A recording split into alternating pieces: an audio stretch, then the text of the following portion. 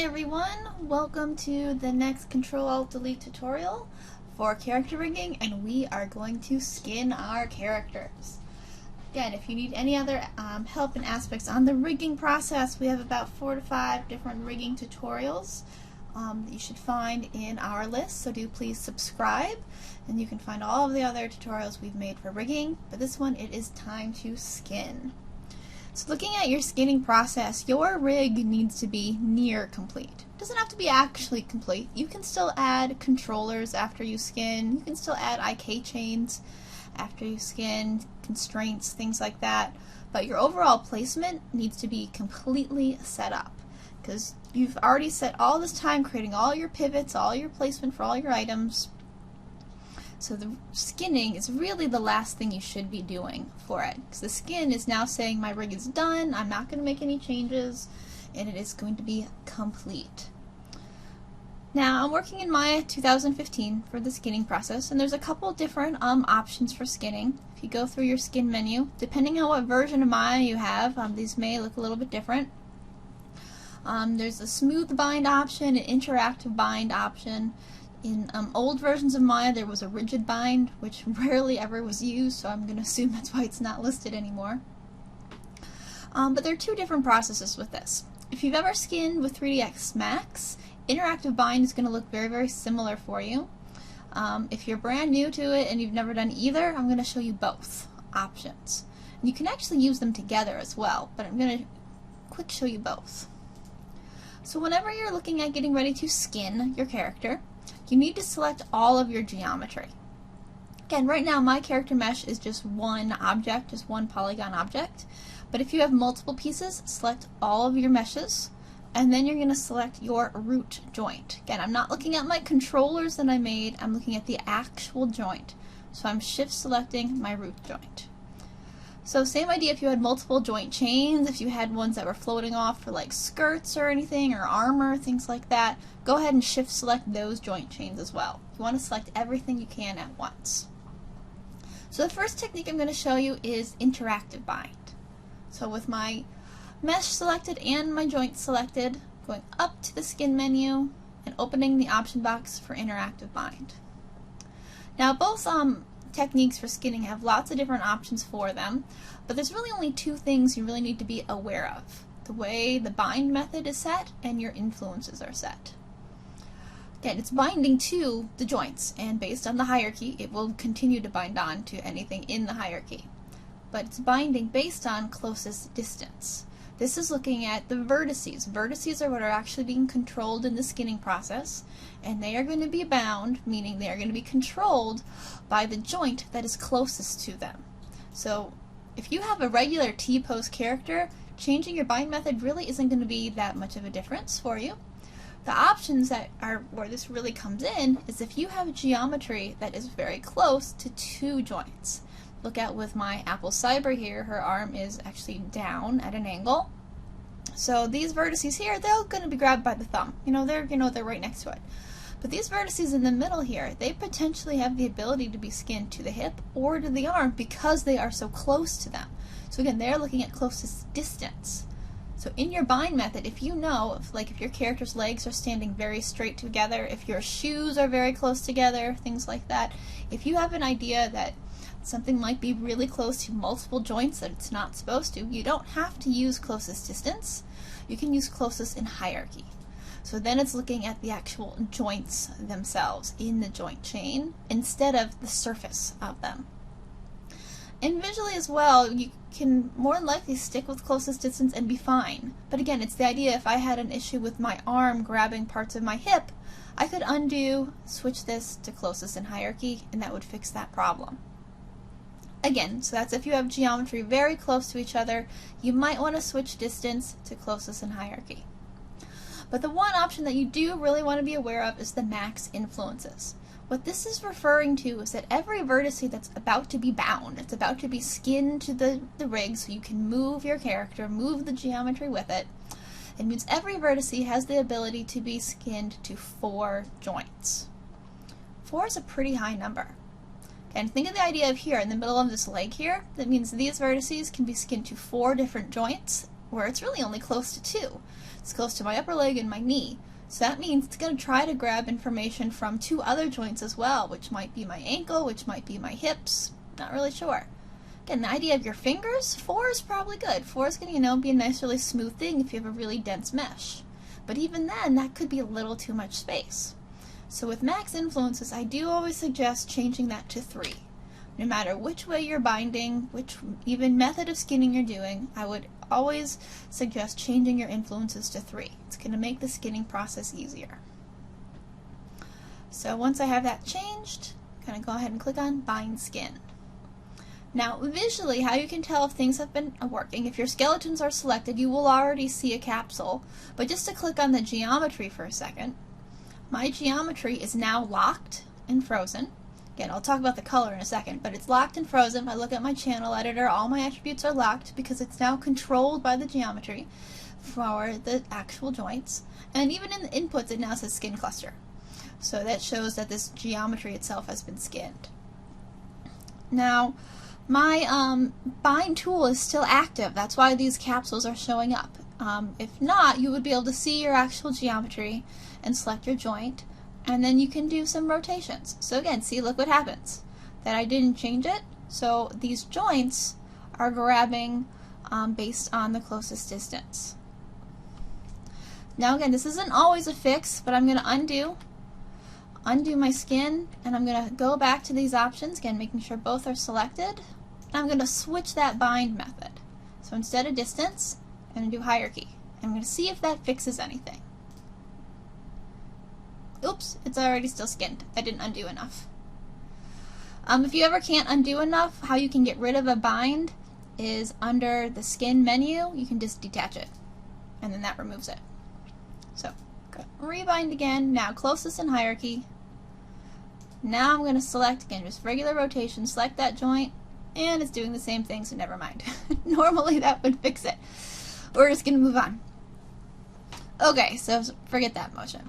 Alright, so we're bound. We can see that the character, when I rotate my character's controls, again, I've got some leg fixing to do, but my geometry is now falling. She's not being completely stiff.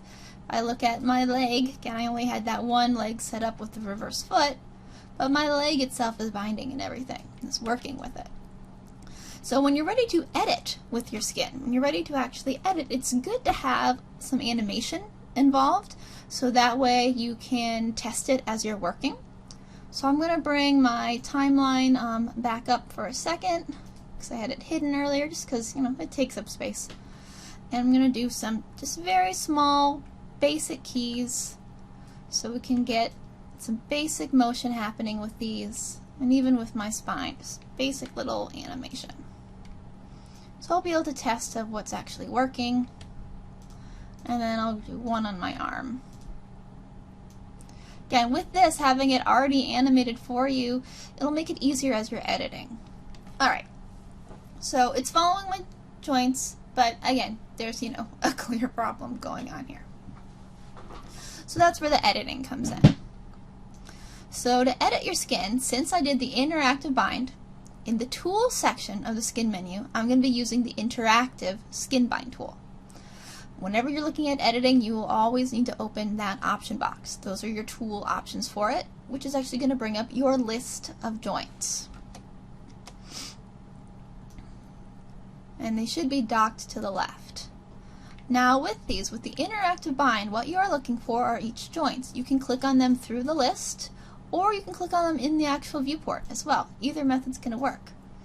But with the interactive bind, what you are now receiving, what you can see, is this capsule shape, and this is what is being bound to the selected joint. So right now I have my shoulder, upper arm joint selected, so I'm seeing the capsule, and it is showing me a highlight of color of what is being affected. Now, in terms of color, there is a little gradient in your tool settings, so you can kind of get an idea of what the colors mean. Red is showing high influence, as in that geometry that's red is being completely influenced by this joint. And then it fades down the color wheel down to orange and yellow. Yellow is showing it's in the middle. It means it's being controlled by at least 2 joints, possibly more. Blue means barely anything. And and then potentially in how you're working they might even show black every once in a while. So blue and black means it's next to nothing is being controlled.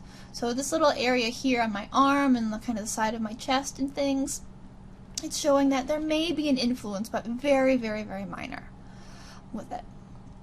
So this capsule is placed based on the joint itself. It's in line with the joint. So depending on where that joint is in your model, if it's in the back of the arm, if it's in the center of the arm, you may need to move it and more likely make adjustments. That's why we're editing. So you have all of these little circles and hoops and things around it. The red rings are to change the overall size of the capsule. So I can click on the red rings and drag to make them smaller. You can see that they too automatically are set up for reflection, so it's doing the other side of the body at the same time. The blue edges are if you need to scale in the actual control, but just one direction. Again, look at the idea of maybe my width is perfect for my arm, but again, I don't want it on the body. So I can use this blue edge and move that edge in, so that way I've got less on the body. Again, I'll kind of do it again from the back so you can see the back, it's getting onto a little backpack. Move that one in. I'm getting less on the shoulder, less on the hips, just controlling the arm. The green ones at the top and the bottom, the greens are the tips of the capsules, which are using to actually lengthen them. So I could make it shorter, or I could even make it taller. Again, you have to be careful based on your model. You don't want to go too high. Again, I'm affecting her hair, so I know I don't want that. And looking at the shoulder, again, the elbow is actually pretty good placement. Could make it a little shorter here. Now visually, what you're looking for, what your goal is, the center of those joints, the main areas of the joints, you need complete control because there's nothing else happening here. But wherever a joint is going to bend, again, a shoulder, an elbow, anything that's going to be rotated, you need to see a blend of color. It should never be solid red. If it's solid red, you're going to have a really stiff movement from it. For the lower arm, if I click on that joint, I can see its thickness. I can see, okay, it's too wide. It's affecting some of my, hip here. I don't want that. So I'm going to grab that blue edge and bring it in so it reduces the effect on the hip. And there's still a little bit there. Might be able to get away with a little bit more, but I can always adjust that after. And then for the tip itself, I'm going to lower this down for the capsule again and grab the green section, lowered it down so that way around my elbow is yellow. Again, yellow is in the middle of your gradient. Yellow means it is blending between two joints, which is what we need to see on the elbow itself. Now down here when you get to your hand, your fingers, those are lots of really small joints. They're going to overlap. Again, overlap is really, really good for them. But with it, again, you do want to be careful that there's not too much. Again, think of the idea of how these are actually going to be bending. When your finger bends, the top of your hand will stretch, but it's not going to bend with it. So for my little joints, I would actually go through and make them much, much smaller. And then, even for my tip, I can kind of bring that guy up. Alright, let me show you a problem I'm having. I'm trying to make this shorter, but it keeps rotating, because you have the ability to actually move and rotate these capsules. But I'm trying to grab that green circle. But the problem is, when I'm far away, that green circle is inside my rotation tool, so it thinks I'm rotating. So you have two options. You can either zoom in so you can get to be on the outside of your tool to grab it, or if your tool's ever too big, just hit the plus and minus keys on your keyboard, get next to the backspace, and that decreases the size so you'll have an easier chance of grabbing them as well. So for fingers, you're looking at something like this. You're wanting them to, again, overlap each other, but not go too high in the hand. The hand has its own joint, so the hand's going to receive its own capsule. So even that one, this is too strong, they should not be on the fingers. I would bring that down. So this again is interactive bind, as in you are going around and interactively, very easy, grabbing these capsules, changing their heights, changing their widths, so that way they are affecting just the mesh itself. Again, the idea of the knee, I want to see blending on that knee. It should not be red. You want those yellow greens to show up.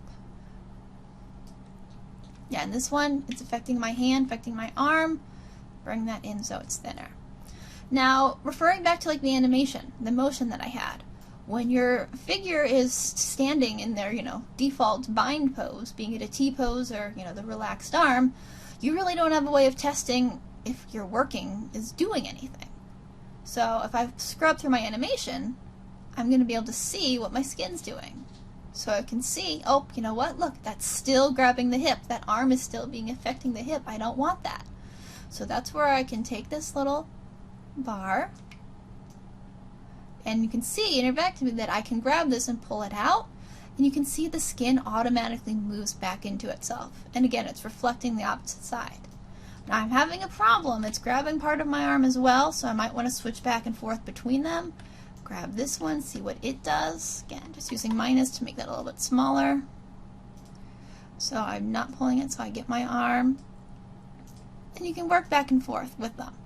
Now if you can't get it perfect, don't worry. There's still another way you're going to edit after this. But you want to try to get as much as you can. And again, check through the other joints as well. It might be something else. It could have been my thumb. Look, there it is. It's my thumb that's grabbing it. Make that thumb much smaller. The leg comes back in where it belongs. So it might not always be the joint you're thinking of. So check around the other joints in your hands. Good. Look, this thumb is grabbing part of that hip. Bring it back. See, my wrist isn't doing it. It could potentially be my hand joint. So run through some of those other ones, even up here at the top. Run through them, see if it's affecting anything. Could even be my lower hip isn't grabbing enough information. It's like, well, that's bad. We don't want that to happen. But you can play with them. But again, if you can't get it all, that's what the second technique is for. That's what smooth paint is for.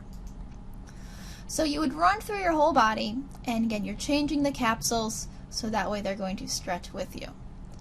Just as a reference point for the spine, what spines should look like. Spines are going to, again, overlap each other. Again, you want to make sure it's grabbing the whole width of your body. Again, this is where that scale feature comes in. You can always scale it in if needed. And you're looking for yellows and greens. Again, with these areas, you should never really see a pure red. Again, as I keep kind of going up and adjusting them to each other. Again, I'm getting orange. Orange is okay, but there should never be a full red. You want to have a really nice blend between them. So that way, once your character is animated, you're going to get a really nice stretch of the body. Alright, so you can see there's some problems here, right? It's still pulling on the leg. So what you would do next for that is you're going to switch to the other paint tool, which is the paint skin weights. Now I'm going to undo my body just so you can see how that one would be applied, but they can literally be used together. I can start with capsules and then use that tool. But I'm just going to show the other method first so you can see what that reacts. So I'm just going to grab my mesh and detach it so it's back to its normal position. So I'm back to being not skinned. Because again, the other method, it's the older method, it's more classic, and it is painting weights. And some people prefer that method. Personally, I like it better because I learned on it back with my version 4.5, where they didn't have interactive. So it's same order, select your mesh, select your joints, and this time you would smooth bind.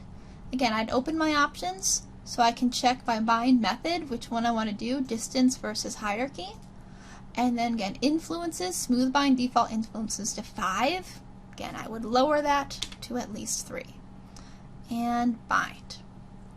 Now visually with this one, again, I can run through the little scrubbing animation, see what it's doing. You can see its default is much worse than the interactive. Interactive is going to give you a quicker option to edit and fix things.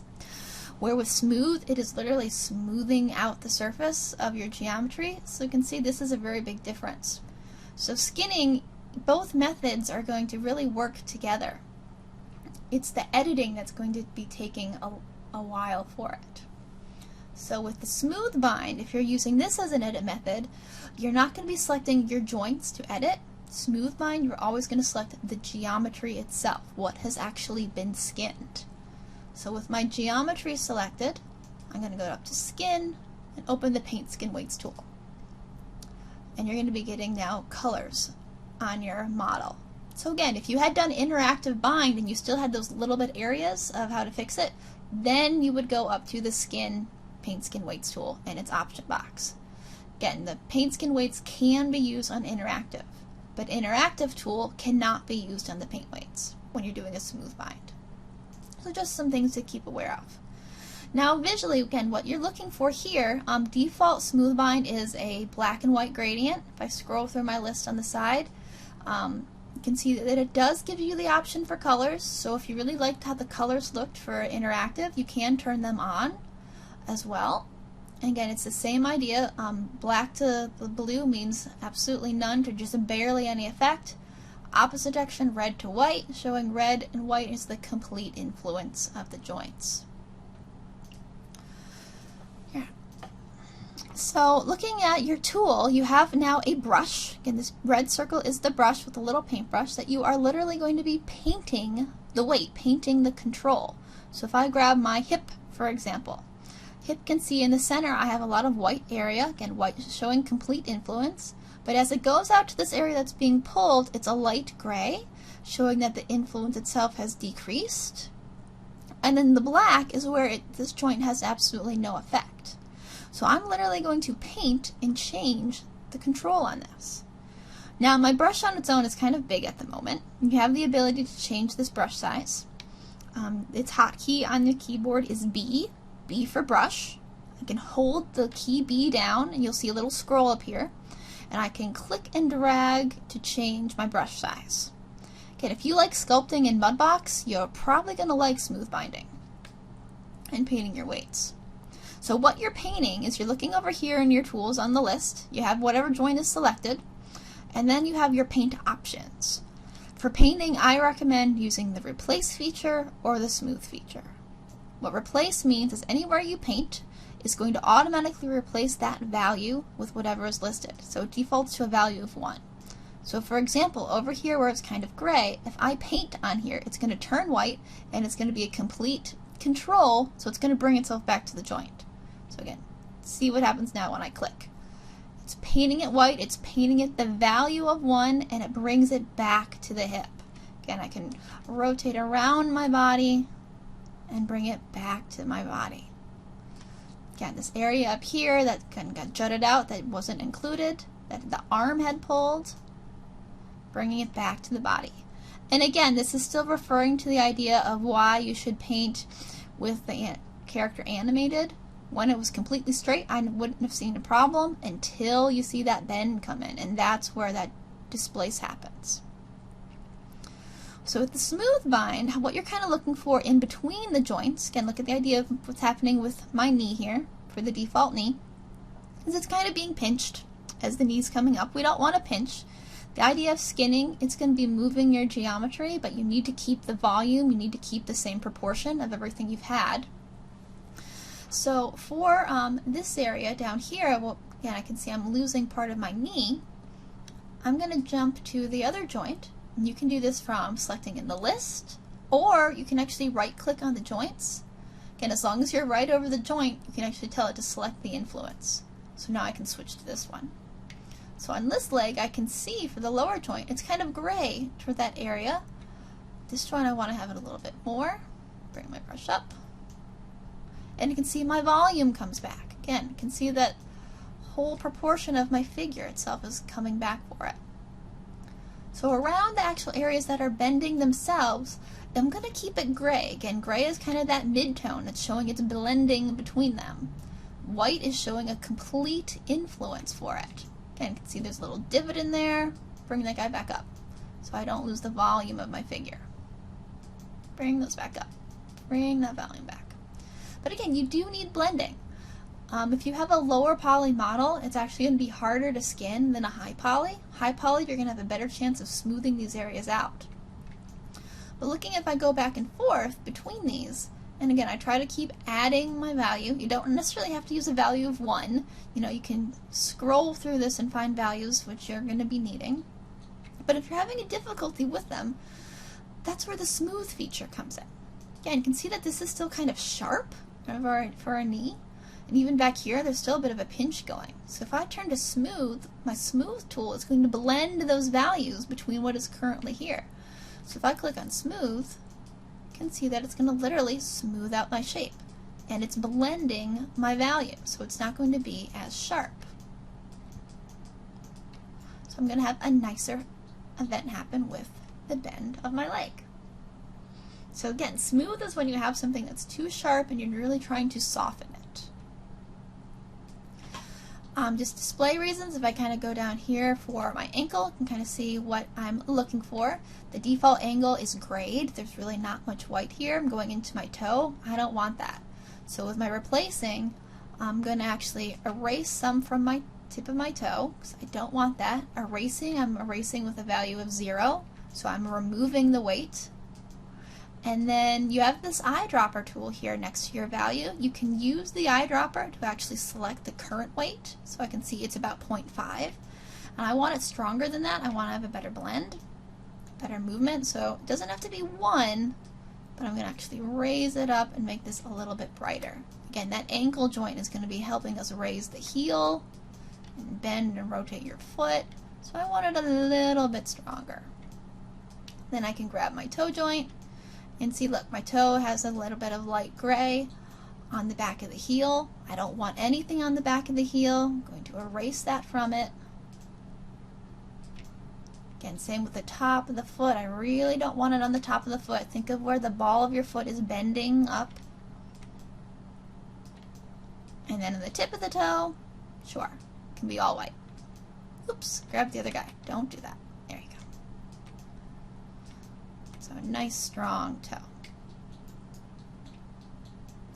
So looking at the upper part of the leg, again, I have a nice strong, white for the main thigh of the leg, but the hips need to be blended. We're going to have a lot of areas that are going to be going back and forth between them. And again, you can use some of that animation in the middle to kind of see what's happening for them. So you need to decide what area you really want this to be controlling. Again, these joint in the center here, the what did we originally call it? The main hips, the ones connecting the two legs. And then you have the root joint, and then you have the spine joint above it. They are all so close together that if you were to give one of them a value of 1, it's going to give a really stiff effect. So with here, think of the idea that all this geometry is being blended between so many areas that I'm going to kind of paint a value of like 0.3 between them. So if I grab my, again, hip joint just by right-clicking to select, I can paint a value of like around 0.3 in this area. Again, looking at blending between them. Some of the areas that's going to help reduce. Can I rotate around behind her and get a nice little effect. Grab my root. Same thing. Again, paint about 0.3, kind of around the same area. Grab part of the arm. Don't want that over there. 0.3 again. And then I'll grab spine 1 and do the same thing. This one kind of being a little bit higher up. And again, visually I'm telling these vertices to follow all of them at a really low value, so they're going to have a really nice blend between them. As I go up the spine, I'm going to do similar effect, just now a little bit stronger. So with here, these geometry, I want it to bend, have a really nice curve of the body. So I'm going to do about 0.5. Again, looking at the idea of, look at your vertices, your edge loops that go around those joints. Paint right around those joints. Do about 0.5 for the model. Kind of get the top of her hips. Kind of go up and just do the same thing for each one, and you're going to have a really nice blend happen. Again, there's nothing really strong white here for them. That these are a nice blend between the joints. So same thing, going up to the next spine joint. Again, if you have multiple pieces, you might have to kind of re-click on them. They don't automatically update. And then to my chest. Again, chest is going to have a lot of overlap. There's a lot of things happening in your chest. You've got your clavicles that are going to start to pull on your body. And then spine. Again, spine you do want to be careful with. Spine should be around the neck. The neck spine joint should really be controlling the neck. It should not be controlling anything on the head. So I am going to make sure I remove all of that from the character's face. And then looking at the face itself, we're going to have more tutorials on how to rig the face on its own. So this one I'm just going to kind of really remove her real quickly, because this is not set up for facial animation. that she's very low poly. And then my head joint would be completely white, having all of that other area of the head. So imagine the rest of the head's there. Because again, we're going to have a whole other tutorial in just the head. So looking at the spine again, if I kind of scroll back through them, they need to overlap each other. You want those weights to really blend. So again, nothing is very, very strong with this one. Again, this is my first spine joint. If you see yourself little holes, again, go ahead and just clean those holes up. Again, I can use my eyedropper to grab my weight, blend it in a bit better. So spine 1, spine 2, I can say reduce a little, look at where the joint is. Okay, you don't really need that low. Spine 3 is climbing up the body, and again, you are just blending up the body. Getting to the clavicle, this is again what's raising the shoulder. Again, I had that little arm animation, so I'm going to open that arm up so I can see what's being pulled here and try to find what it's using. Again, that part of the body is using my arm. You can see that it's being stretched, so I don't want that. Again, this is where I would use my 0 value to erase it, and it's going to pull it back into the body. So it's my arm is just affecting my arm, not my torso, not my cute little backpack. Again, I can now scrub back up to my clavicle, see how its strength is doing. Can make it even a little bit stronger. And using my eyedropper to see what's currently here. And then make it a little bit stronger. Say, oh, a little too sharp. Again, see that divot? That's the sharpness. So that's where I would go and try to smooth it out. Bring it back up. And you even have a flood button here in your tools when you're using smooth. It's just going to flood the whole thing. And then I can see where it might be pulling too far on my arm. So again, I'm going to erase that down at the bottom. And I like what it did up here. I'm getting a nice effect with the top of the shoulder. But I don't want that on the arm itself. So then going to my arm. Again, blending that out. And then the lower arm. Oh, there's the missing guy. So get that back on the body. Again, switch back and forth between your joints and you'll be able to find where things are controlling that they don't belong. So something else is still affecting that guy, but you'll find it later. So you're going to continue to go through this throughout the whole body. You're going to look at, again, in the center of the joints, you want to have that complete weight. You want to have that strength for them to keep that proportion. And anywhere a joint bends, the bend is going to have a gradient effect. So that way you can have a nice bend between them. Speaking about the arm specifically, in one of the last tutorials we made the FK-IK arm switch. Again, for the skinning purpose, you are only skinning the real arm chain. In your list, again, this guy doesn't have it because I did it in a different video, but in your list, if you see after your clavicle, you have your shoulder, elbow, wrist, which would be the real ones. If you have the IK arms and FK arms listed in here, they cannot have any weight. So you have two options for that. If you had like the shoulder, IK arm, shoulder, FK arm, one option could be set your value to 0 and to flood it, so it would remove it. And again, as long as you had the real arm skinned, this wouldn't happen. It's happening because I don't have that in there. Alternatively, what you could do, which might make it a little bit easier to control what happens with your skin, is if you use your outliner, you would scroll through your joints. Just open mine up real quick. So you would scroll through and you would find your like IK arm. Okay, pretend this is my IK arm. You'd scroll through the joints that you don't want in the skin, and you would shift select the geometry, and under the skin menu you would remove the influence. So you would be able to remove the FK arms and the IK arms. So again, you are only skinning the real arm. That way you'll have a really nice transition when you're doing all of that movement. Again, if you accidentally added anything into the skin you didn't want, that's how to remove it. Let's say you forgot a joint, it's the same way to add it in. If I didn't have this joint in here, I would select my joint, shift select the mesh I wanted to add it to, and under the skin menu I would add in the influence, and it's going to bring it back in for me. So looking at skinning is tedious. It takes some time painting weights or using the capsules. Again, after capsules you can still paint weights in case you had any little hard areas to find. But you're looking to get a nice blend between them, between your joints, and keeping the form of the figure. So it may take you some time to get used to, but that's all it is. It's just painting weight. Again, you are painting how those vertices are being controlled, of what joint should actually affect them. And that's skinning. And then you're done, and you can animate. You can have tons of fun with the character that you've made. So thank you guys for watching our little tutorial on the basics of skinning, again, characters in Maya. If you like this, do please subscribe to our Control-Alt-Delete tutorials. We're going to continue some rigging tutorials. We're going to have a couple tutorials on how to rig the head coming up next.